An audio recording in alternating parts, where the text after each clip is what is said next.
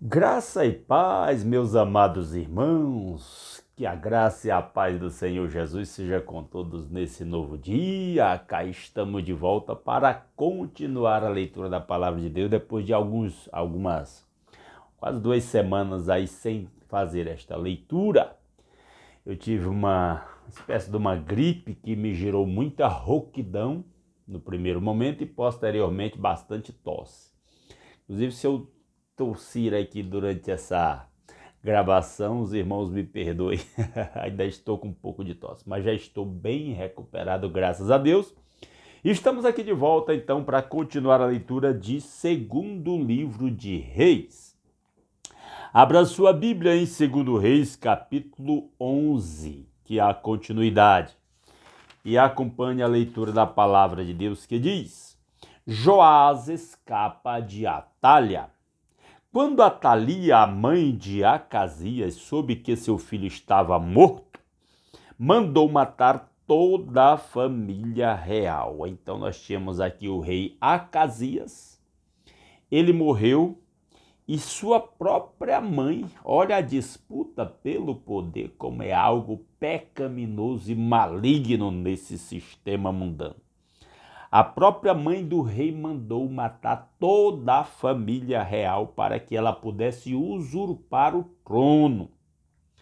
Versículo 2: Mas Jeozeba, filha do rei Jorão, e irmã de Acasias, pegou Joás, um dos filhos do rei que iam ser assassinados, e o colocou num quarto com a sua ama para escondê-lo de Atalia. Assim ele não foi morto. 6 anos ele ficou escondido com ela no templo do Senhor, enquanto Atalia governava o país. Então a Atalia aí cometeu esse crime e usurpou o trono, ao qual ela não tinha direito, o trono de Judá. Mas um dos filhos do rei escapou aí por meio da Jeozeba, né? Curiosidade interessante. E ficou durante 6 anos no templo de Deus, no templo do Senhor. No 7º ano, o sacerdote Joiada mandou chamar à sua presença no templo do Senhor os líderes dos batalhões de 100, dos cários e dos guardas, e fez um acordo com eles no templo do Senhor com juramento. Depois lhe mostrou o filho do rei, que até então muita gente provavelmente nem sabia que ele estava vivo. E lhes ordenou: vocês vão fazer o seguinte: quando entrarem no serviço no sábado, uma companhia ficará de guarda no Palácio Real, outra na porta de Sur, a terceira na porta que fica atrás das outras companhias. Elas montarão guarda no templo por turnos. É o sacerdote Joiada preparando aí para a coroação do legítimo rei, que era o filho do rei que havia sido assassinado, o rei Acasias. Aliás, o rei Acasias tinha morrido e agora a sua descendência tinha sido assassinada.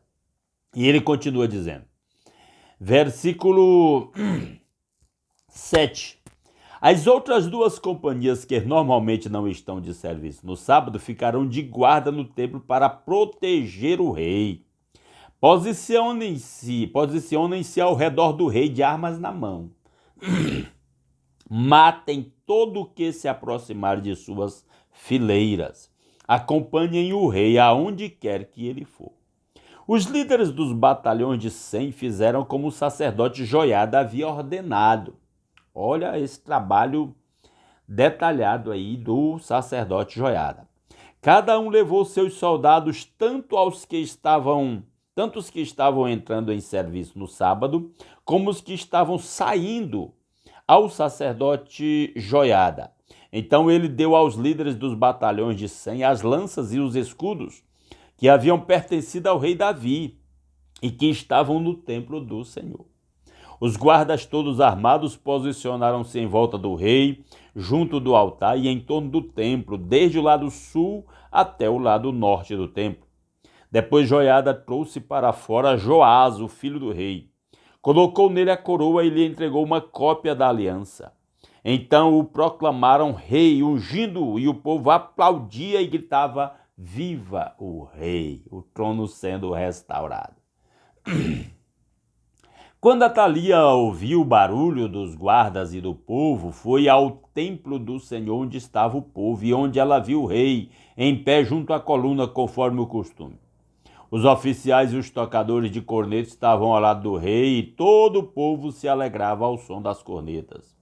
Então Atalia rasgou suas vestes e gritou: traição, traição!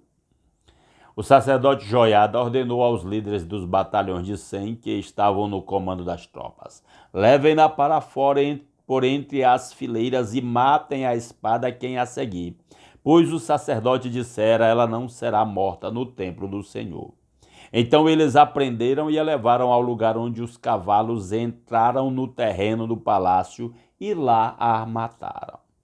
E Joiada fez uma aliança entre o Senhor e o rei e o povo, para que fossem o povo do Senhor. Também fez um acordo entre o rei e o povo. Então, um novo pacto renovado na presença do Senhor, restaurando aí o reino em Judá, né? E com a bênção de Deus, né? Com o compromisso ali de fez o acordo na presença de Deus e de servir a Deus. Depois todo o povo foi ao templo de Baal e o derrubou. Despedaçaram os altares e os ídolos e mataram Matã, sacerdote de Baal, em frente dos altares. A idolatria tinha sido tão terrível, o paganismo tinha sido tão terrível em Jerusalém que tinha até um templo para Baal, além do templo do Senhor Deus de Israel. A seguir, o sacerdote Joiada colocou guardas no templo do Senhor. Levou consigo os líderes dos batalhões de 100 cários, os guardas e todo o povo, e juntos conduziram o rei do templo ao palácio, passando pela porta da guarda. O rei então ocupou seu lugar no trono real e todo o povo se alegrou, e a cidade acalmou-se depois que Atalia foi morta à espada no palácio. Parece que a Atalia não era benquista, né, lá entre os judeus.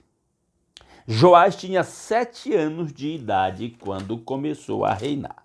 Então temos aí o trono de Israel restaurado após essa usurpação do trono por parte de Atalia, que era a mãe do rei Acasias.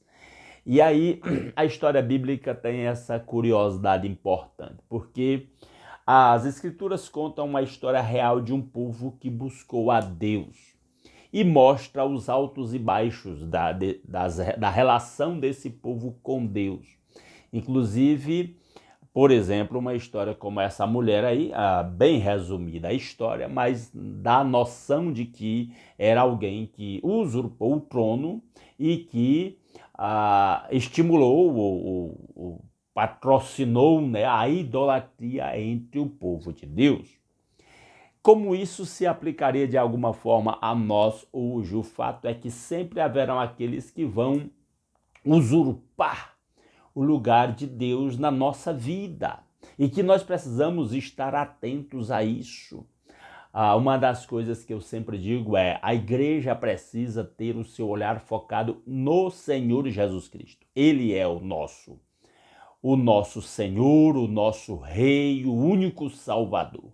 E é nele que a igreja precisa estar com a sua visão direcionada, focada em Cristo e em mais ninguém. Não são homens, não são seres humanos.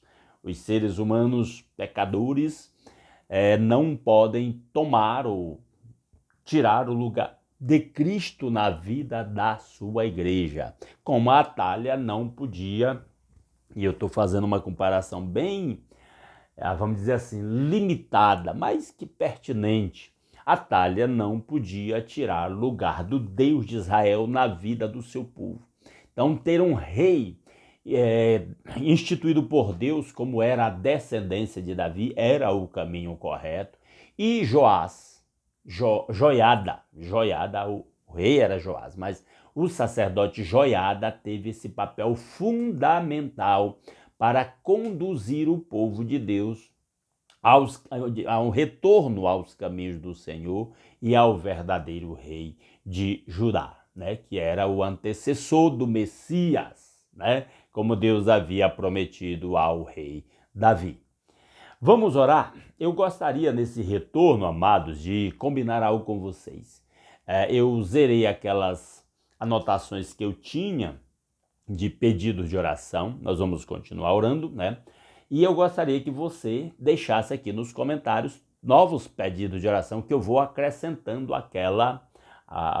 eu vou fazendo uma nova lista de motivos específicos de oração para que nós oremos. Então, se você tem um motivo específico, uma situação específica de oração, por si mesmo, para alguém da sua família ou do seu relacionamento, deixa aí nos comentários do vídeo para que nós possamos incluir nos próximos momentos de oração. Mas agora nós vamos orar então para encerrar a nossa transmissão desta manhã. Nosso Deus e nosso Pai maravilhoso, muito obrigado, Deus, pelas incontáveis bênçãos com que o Senhor nos tem abençoado.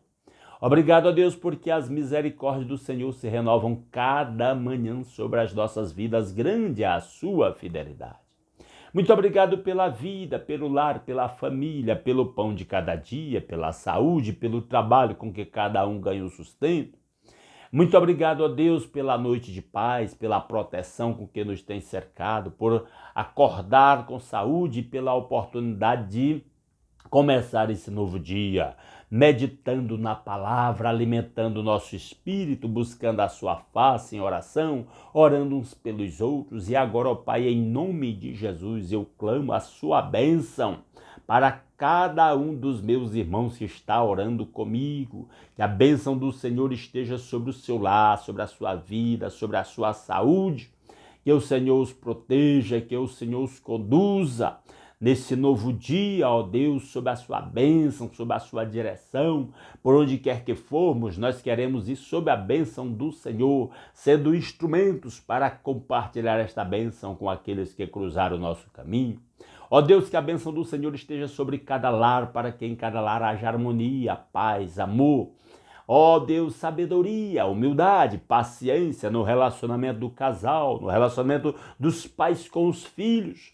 Ó Deus, desfaz qualquer conflito entre casais, entre pais e filhos, entre irmãos. Que haja paz, ó Deus, que haja prosperidade, que haja saúde em cada lar. Que Cristo reine em cada família.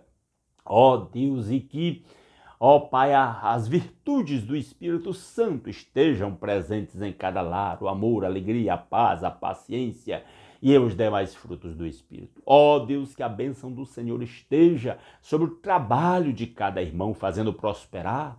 Abre portas de emprego para quem está desempregado, dê soluções financeiras para quem está endividado, em nome de Jesus. Dá sabedoria a cada um para administrar aquilo que o Senhor tem suprido na vida de cada servo do Senhor. Ó Deus maravilhoso, usa-nos para alcançar os nossos familiares e amigos que não estão seguindo a Cristo, alcançá-los com o Evangelho de Jesus, que é o poder de Deus para a salvação de todo aquele que crê. Usa-nos, inspira-nos, enche-nos, ó Deus, segundo a riqueza da sua graça. Ó Deus maravilhoso, traz de volta aqueles nossos familiares que estão desviados dos seus caminhos, mas que já têm a semente do Evangelho plantado nos seus corações.